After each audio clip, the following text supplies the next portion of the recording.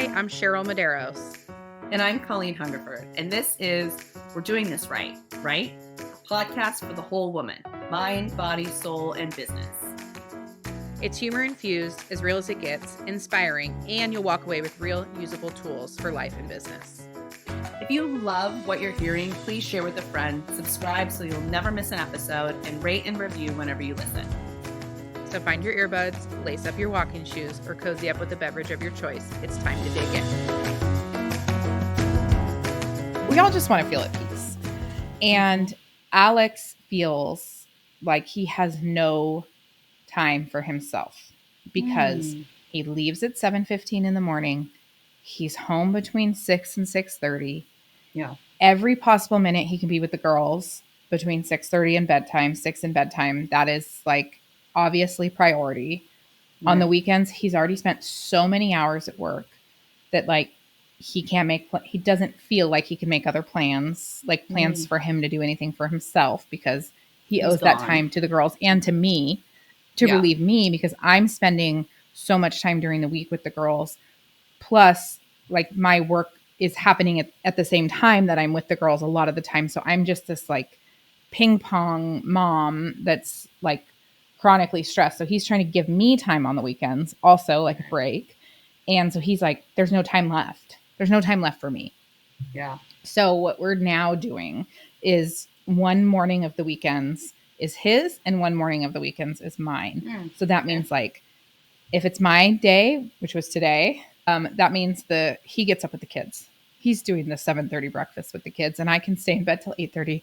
My husband and my partner, Colleen, both let me stay in bed till 8:30 this morning. June was holding me down in all fairness. So like, and that also means like now the kids are gone. He and the kids left and they're going to go do whatever it is they're going to do. And I have like 4 hours to do whatever I want to do.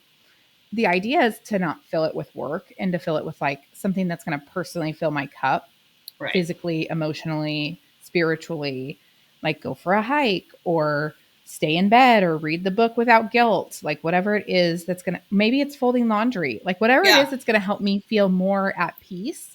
That's my time to do that. And now I'm giving him the same. The therapist did go so far as to challenge him to say like, is there truly not an hour in your workday that you can take to go do something for you? Because his argument is always like, my work is so fluid and like I'm in control to an extent. Right. I'm in control of those hours. So like, yes, I can go get a massage on a Tuesday at 10:30 in the morning. Correct. Because I can. You don't report to anyone else. I don't report to anyone. No one's like knocking on my door having me sign this and this and this and this. And like, it's just it's different. Yep. Yeah. I chose outside sales. He's chosen a job where he's tethered to a desk. It's just a different scenario. And she said, like, I don't believe you, basically. Like, you can find an hour. Because also, he makes the therapy sessions every time I'm involved. I remind him, babysitting him to make sure he's going to be there, that he's prepared, like, sending the reminders. But, like, there's been a handful of times where he's trying to go without me. And he has to cancel. Or we get charged because he doesn't show up last minute. And she's like, bullshit. And that's what I've always been saying is also bullshit. Because when it's a non-negotiable, like I have a doctor's appointment or Emmy has a doctor's appointment that like, we need your ears there. Like he does it. So why can't he give his hour to himself the same priority in the middle of the week? And I say the same thing. I love that she challenged him on that. Yeah. And we all probably at moments need that challenge of like, no, bullshit. You're just not prioritizing it. Yeah. I mean, I've had a similar conversation with David, and we've talked about this where I told him he had to get an after school activity, right? Like, I was like, you got to do something. You got to do something for yourself. That's you. What do you want to do? Join a men's league? Do you want to do like basketball league? Do you want to do poker? Do you want to do, like you go to bunco, right? Right. I'm like, what do you want to do? And he will give me the same excuse, similar. He's like, well, you're with the kids all the time. So, if I go and do something on a weeknight, then you're just still home with the kids and that makes you upset. And I'm like, if you were like, I'm going to go play men's league basketball every Wednesday night from 6 to 7, you would just plan for it. Yeah, you would be prepared. You'd be mentally and emotionally prepared. What I don't like is you dropping something on me at the last minute, or you having a plan that didn't make it in the family calendar, and then like I have something else and now we're fucking stressed trying to figure out how we're doing this all. That is what annoys me. But if it's on the calendar and I have a plan and you have a plan and it's being honored and like, great. Well, and I also said to him, I mean, for a while. Yeah, sorry. I was just saying, like, it's okay.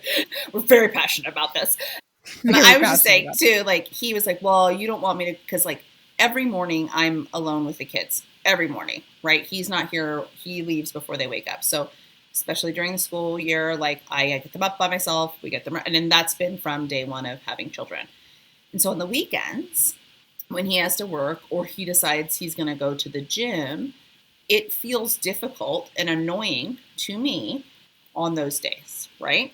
Like, but I also said to him, if you could go to the gym earlier, like if you could go at 6 and be home at 7, there's no problem, right? Because the kids get up 7, something like 8 on the weekend, 7 o'clock on the weekends, right? But it's when you decide to go to the gym 8 o'clock in the morning, 7:30 or 8 o'clock in the morning. Kids just got started needing things. Yeah, they need, the moment I wake up, it's like I'm never off. So a lot of this is also like just scheduling, you know, but and prioritizing and making time and doing all of those things. And I don't think, and I try to do those things, like you said, I try to do those things during the week so they don't affect our before school, after school time, right? Yep. I try to go to the gym after I drop off the kids, or I work at, my trainer is at 9 o'clock on a Tuesday. You know, like it's just a 1 hour appointment that I could be in a meeting, but I'm at the gym. Right. You know, or Thursdays I play tennis from, you know, whatever, 11 to 12:30. Like I prioritize those times during the week. And there are times where I've had to skip because there was a meeting that I couldn't move or whatever it is, right? But I don't put that time, I want to say above and below, because if I'm thinking of your personal needs, your personal, correct, but he has to, because of the way he's like Alex. They have this. He has to be at work at a certain time. He can't really come and go. He has, and then he leaves, right? And he has to be on site. Like he can't. So then, his time has to be scheduled, and also I'm okay with that. But I think sometimes they're trying to like put it on somebody else or put it on something, when really it's just them not prioritizing their own health. Yes. We had this come up because Alex this week, this guy's been trying to, a past employee wants to come back or something. And so he's been like trying to nail Alex down, but like, let's go out and grab a drink after work, or let's go do this, or let's do that. And so Alex decided, okay, I'm just going to have him up to the house after work, because then I can be present with the kids. And then I can like kind of do both at the same time. Like this is going to be better for the family to do this. But now he's working in the evening at home, forgot to put it in our personal calendar. Oh my God. I didn't know what was happening. I get a text like 2 minutes before they arrive. Yeah. That says like, so-and-so's in front of me on the driveway. By the way, I'm like, well, I don't have a bra on and there's not one coming on because I've already taken it off. We do not put them back on. So like, here we are. And then I ended up having like an extra for dinner. And like, I had all these other plans going on that evening with like people to come and look at rental spaces on the property and stuff. And so it ended up just being this like clusterfuck, but then it's blamed on work, which like you can't mess with work. It's like when he was on the volunteer fire department, and like I was always made to feel like a piece of shit if I pushed back on like time he needed to give to the volunteer fire department, because it's this wonderful philanthropistic thing that he's doing for the world. How dare you? But I'm sorry, our family has needs. Yeah, how dare you let someone's house burn down, Cheryl? Yes, but they do tell firefighters, like if there's like a big catastrophe and they're calling all hands on deck, they do tell them like, get your family solid first before you come in. Because if you are at this worrying about your family, then you won't be focused. And like, I just don't know that he ever kind of got that. Or this is the other like recurring theme, is like, he thinks that I can handle absolutely everything. And like doesn't see me breaking until I'm broken. Yeah. And like that's really stressful. So anyways, we also had this big conversation. I was just gonna say, I think that's like a high achieving woman type problem where we've taken on, and I've said this also, and I've talked about this with other women, and you like, it's almost like when you come on so strong early in the relationship that you're like, I'm a badass, I can do all this, blah, blah, blah, blah, blah, whatever. We're kind of setting ourselves up for that because now I can never be a baby. I told David, I was like, I just want to be a baby. Bob and I talk about this all the time. Like, I want to like come home and like not crawl in your womb. Do anything. Yeah, like I just want to be like, oh, I want to be a cute little like baby. Hold me. And he was like, what the fuck? I was like, yeah, I want to be a baby. Like, yeah, I do want to be a baby. We built this hard like thing up in our relationships, and now we get later into the relationship. I'm like, why can't I be a baby? It's because I didn't set baby expectations from the start. Right. Kind of like our clients. But you can unwind it. I feel like I'm being taken care of more now. Yep. Than I ever have. have to say been. It though. But I have had to speak up over and over and remind him constantly. And like, if you're not in therapy with your partner, like Alex and I are solid. Yeah. But therapy is so fucking helpful to have like that unbiased third party and the space. Like, again, because we're so fucking busy. Alex and I never have an hour to sit down and talk through the things that are going on that we need, that I need help on, that he needs help on, that we need to address, that like this is feeling this way. Like, when do you have an hour in your week to do that? Never. And we're always talking about like, I see these people that are like, we take an hour each week on Sunday and we look through the game plan of the week. And then we go quarterly, we go out for a date night and we do, have you seen that? You know what I'm talking about? And I'm like, that sounds really cool. It's great in theory. How do we do that?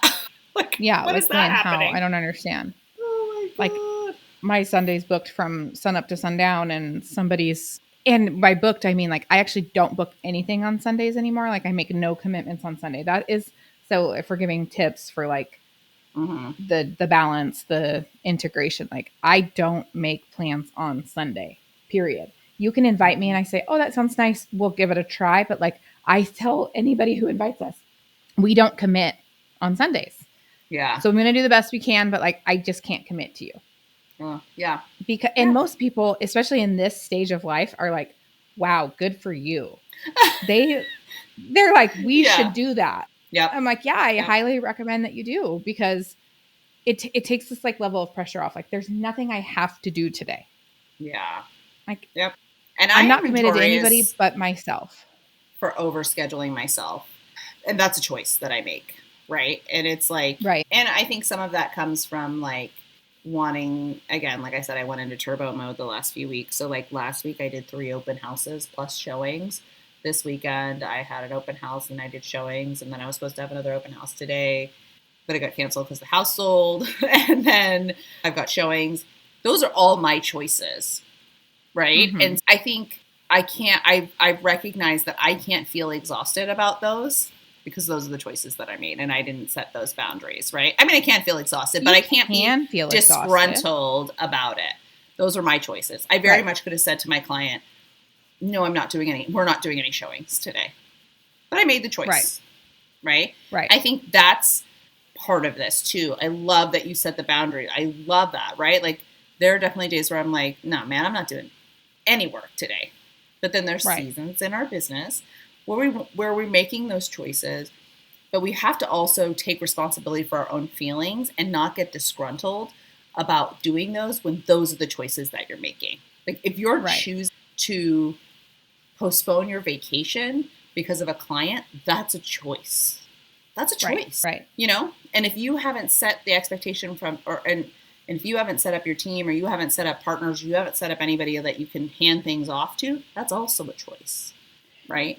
And I think that choice is motivated out of fear, and that fear is of scarcity, and and maybe even worthiness of like, if our worthiness is based upon our availability, which I think a lot of agents it is, and you're feeling scarce, like, which a lot of agents are, like, what's coming next, when's coming next, not just agents, but business owners in general. Like, my friend owns a restaurant, and this week she said, this week was so slow, and then they lost power on Friday. And like, yeah, for sure, she's feeling really scarce. And if she's given the choice, like, now they're trying to decide, are they staying open for the 4th of July or not?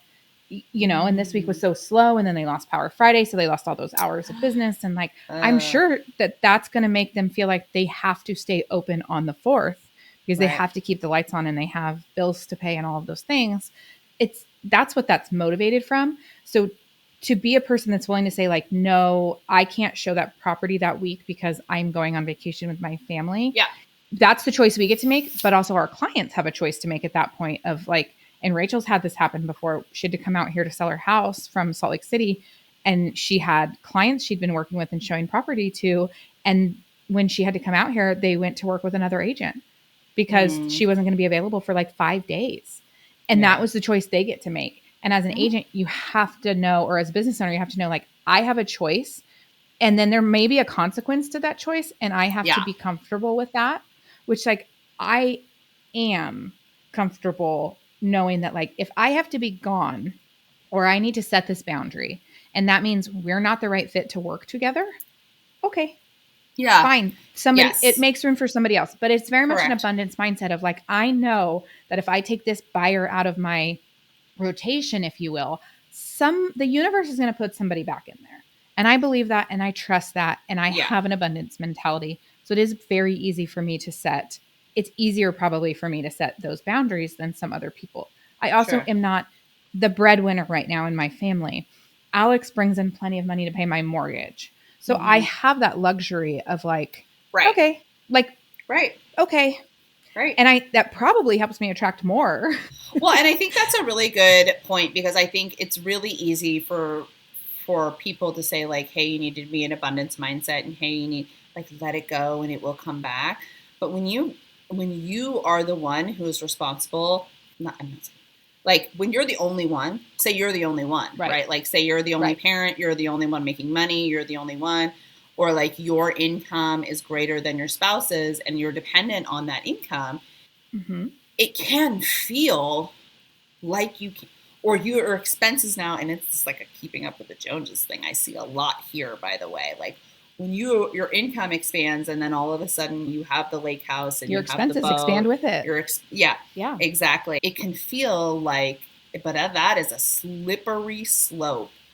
And again, that is where we would recommend like setting up your systems. Who are your people? Who's your team?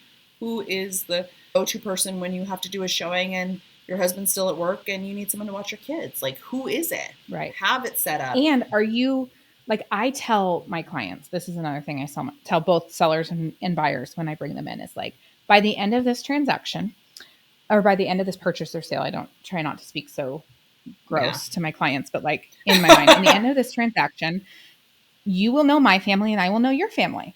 And that is how I do business. You will likely meet my children at some point during this 3 months that we are intensely working together. And I'm very comfortable with that. And if you're not, then we're not the right fit. But again, that's that luxury and that comfort of like, I have an abundance mindset. My lights are not going to be turned off if I don't show this property.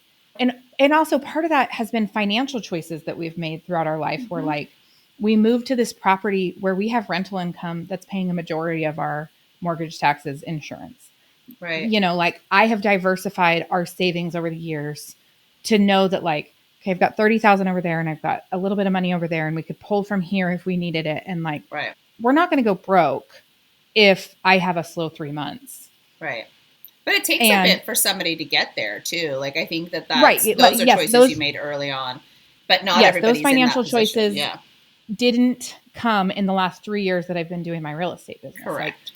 When I was 25, I bought a condo and moved a roommate in. Right. You know, like I made choices from a young age that other people wouldn't make. It's like that whole adage of like, live now like nobody else so you can live later like nobody else can. So like when I was 25 and my friends were all living with their boyfriends or going out and living alone and paying that home mortgage or that rent by themselves, I made a difficult decision to move a stranger into my house to pay half my mortgage because that felt more comfortable and it set me up. Or when we bought our house in Margarita and Alex and I would rent one of the rooms on Airbnb inside of our house because we didn't have kids. And we were like, we like the idea of having that income coming in. Or then we spent the money to build on an extra bedroom that had like a private entrance so we could continue to rent part of the house once we had kids. And like, we did all of these things that other people wouldn't do. I can't tell you how many people told me like, oh, I don't want people in my house. I'm like, I totally get that. But I'm playing the long game, and I've made those choices. Like, and that was a lot reading like that book, Rich Dad, Poor Dad, where it told me my assets are supposed to be making me money. And like Alex and I just leaned in and have done that forever. Like I also like when money was cheap, we didn't make a lateral move to like a luxurious house that was like higher in our budget that we could afford. We moved here where we could have multiple rentals. Yeah. Because I was strategizing the long game of like, I think the other and not thing everybody has that mentality, which is fine. And everybody, and not everybody has it that early on, right? Sometimes that comes later for people. And sometimes, and one of the things that I'm recognizing now, just observation, and I've been doing it for years, but it's like, you gotta have more than, in order to really feel abundant, you gotta have more than one thing going on. Like more than one income stream, more than one thing you're working on, right? Like in real estate, shit ebbs and flows, and some of that's you and some of that's not. Some of that's market dependent, some of that's you dependent. The other thing I was really going to say when we were talking about this, and I have a new agent on my team, is he's younger, he's brand new to real estate, teaching him, and he came to a listing appointment with me, and I already had the listing in the bag. I already knew it, right? Been talking to this lady for months. So we went through, we kind of did a little walkthrough, chatty chat, just chatting, talking about expectations, talking about what next steps, blah, blah, blah. When we left, he was like, that was really great, but I would love to come to a listing appointment where you're going in and you're like presenting because you have to win the listing. And I was like, okay, I very rarely do that. Very rarely. Because I have built a brand, and I have built marketing, and I've built all of this stuff. Word of mouth. Referrals, word of mouth, all of these things where when I am attracting, I'm not chasing.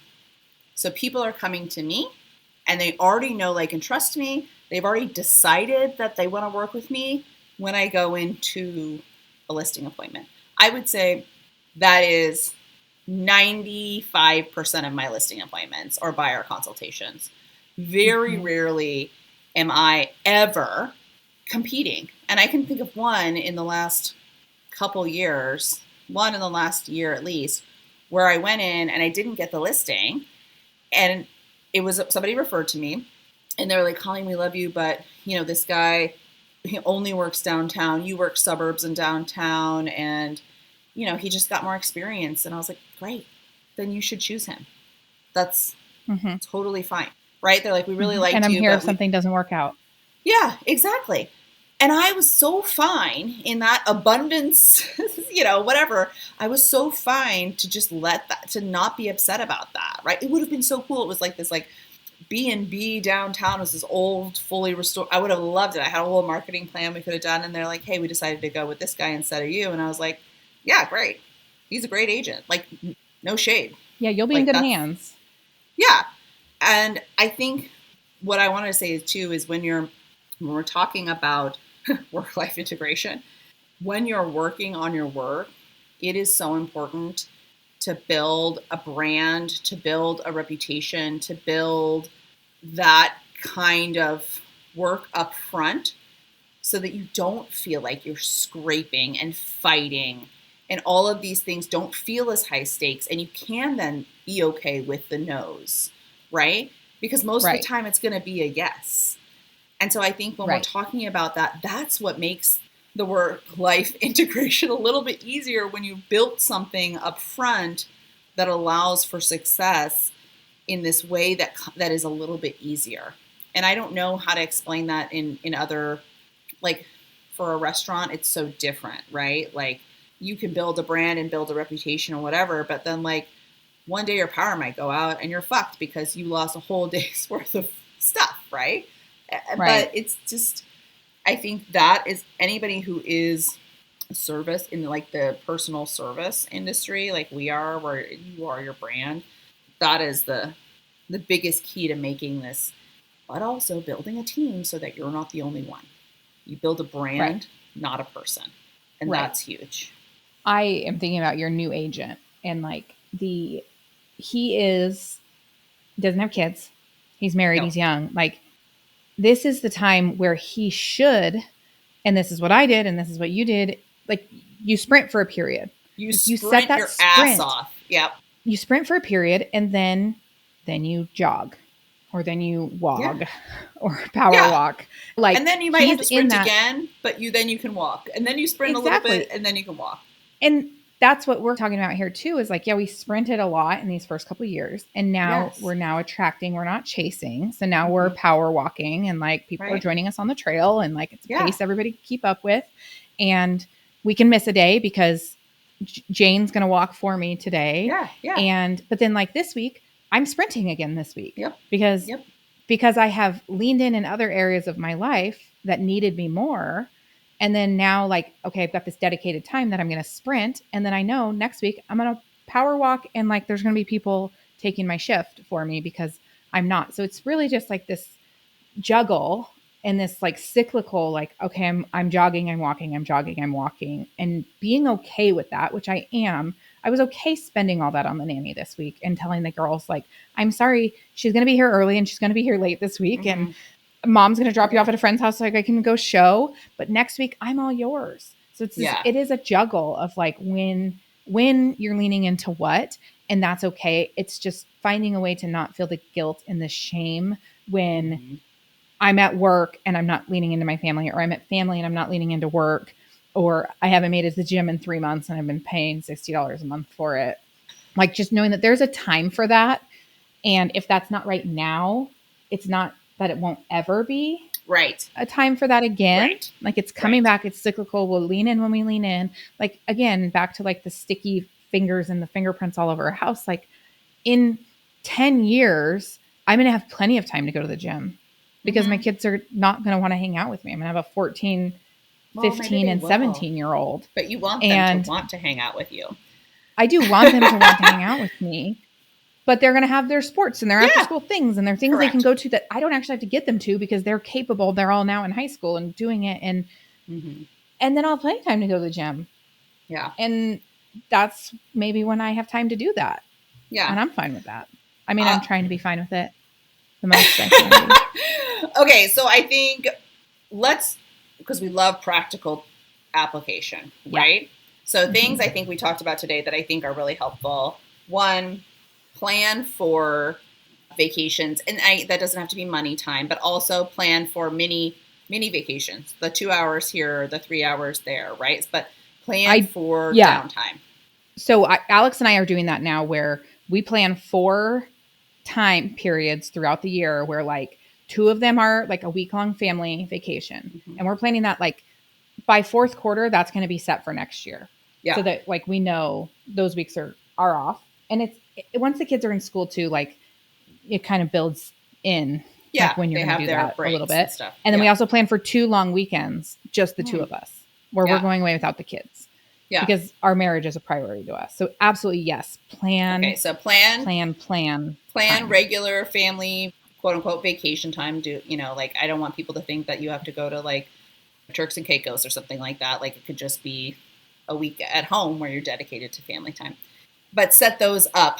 Last year, I got that big ass calendar off the TikTok shop, and you could see the whole year, and you planned it that way. So plan that. I think planning the personal time, the mini breaks, personal time is really important. And then building and putting together your team. And that's a home team and a work team, right? And putting that together as early on as possible so that you have a bench, and you have to have more than one person for each thing. So you got to constantly be building your team, your bench, your support system, whatever it is, because inevitably you're going to text 4 babysitters and none of them are going to be available. Okay. My number one babysitter's moving back to Columbia in like 2 weeks. Oh my God. Yeah. That happened to us the other day. We texted 4 babysitters. No one was available for a thing that came up last minute. And we ended up leaving them with my dad in charge, which was questionable at best. So Jackson was in charge. But it worked out fine. So, okay. So planning specific family time, quiet time, putting your team personal together. Time. Yeah. Build support system. Building a brand that attracts, not chases. Right. And that's hard. there's more to Mhm. that than just saying that, but And that's working a whole nother towards episode. that. Yeah. And then Automate also and I would say, delegate automate and delegate. Yep. I think systems. that's part of your Mhm. team. And I would also say, like, recognize that it's not an actual thing, but like recognize that this is seasonal. A lot of this will come and go. And also Mhm. giving yourself a little bit of grace, but also taking Mhm. responsibility for your choices. You know, like if you choose to do a showing at 8 p.m., then you choose to do the showing and don't complain about it. That was my choice. I did it. It was Right. annoying, but I did it. Right. So hopefully they buy that house. Well, Like, and mindset shift of like, I have to do this to like, I'm choosing to do this, I'm choosing to do this. or I should do this. I want to do this. Mm-hmm. And like owning those Mm-hmm. as well. Yeah. I also like phone boundaries if you can find a way to do that. Yeah. One of the things I've done, I have an iPhone, and you know how you'll get a message back from someone that says, I'm currently driving, because they Yeah. have that do not disturb driving set up. In that, instead of saying like, I'm driving, I've reprogrammed that message to say like, I'm currently with someone in a world full of distractions. I've chosen to lean in and give this person my full attention. And I will see this message when I'm finished, and I will reach back out to you after that. That automatically sends. I can turn that on. I tell my phone I'm driving, even though I'm not. I Yeah. turn that on, Yeah. and then people just get this automatic response. And I get compliments time and time again. People are like, wow, that's great. Because they also know when I'm with them, they're going to It's the get same that thing. attention, Yeah. and they're going to get that focus. And that Yeah. feels really good to them. Batching your chaos and kind of like setting, I think we talked about this briefly, but like my shift starts.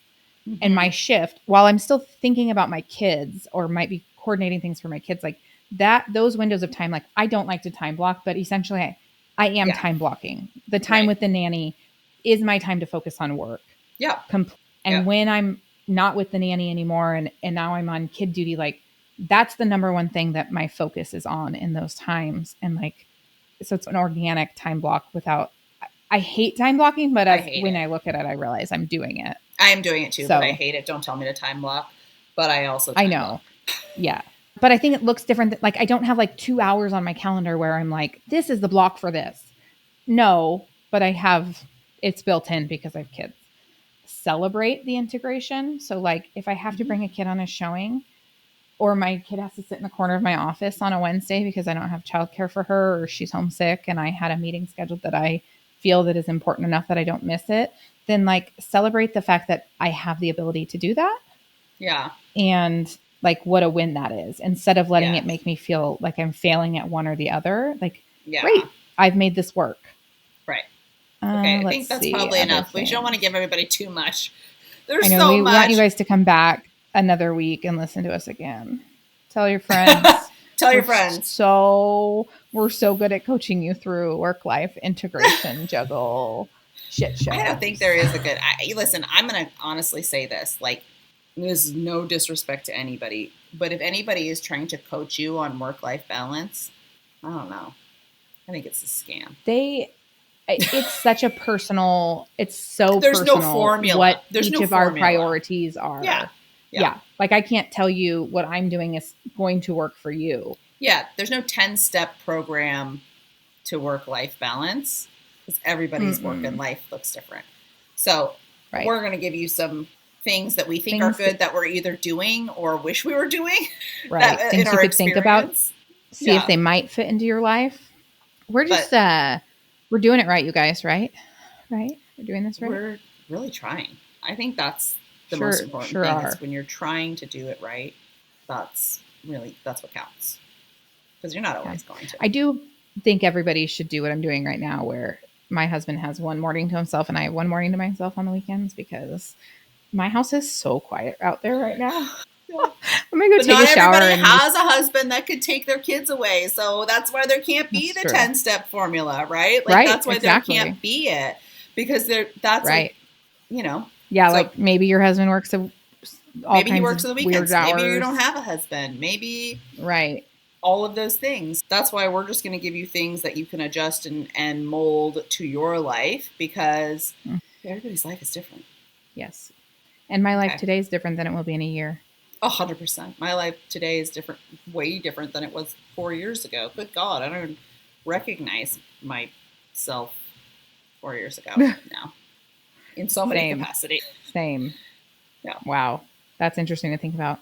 Yeah. All right, guys. Well, keep doing it right. And thanks for hanging out with us. And I hope you're enjoying our new 2-part episode. I love the 2-part series. We're going to keep doing this. I think it's great. I think we're shifting our lives. Yeah. I think it's fun. I'm good with it. Yep. All right. Hey, bye, guys. Thanks for playing, guys. See you next week. That's a wrap. Thank you for joining us on this journey of laughter, life, and growth. And remember, you're not alone on this path to success. We're right here with you every step of the way.